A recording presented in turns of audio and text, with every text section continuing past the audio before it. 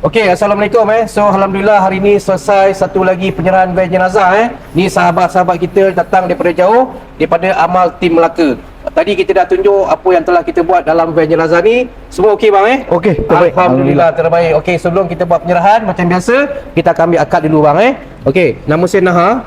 Daripada Naha Van Jenazah. Hari ni saya buat penyerahan van jenazah ni seperti apa yang telah kita janjikan. Okey, saya Denan Bisman, pengurusi Amal Tim Pertubuhan Amal Tim Melaka, mengucapkan ribuan terima kasih atas pada pembekal van jenazah Cik Naha. Okey. Yang apa yang kita telah janjikan ini alhamdulillah hari kita telah terima dan terima kasih juga kepada penginfak van kepada kami. InsyaAllah. Tu bagusnya tim Melaka ni dia buat servis van jenazah secara percuma Jadi orang Melaka alhamdulillah ada tim yang macam ni.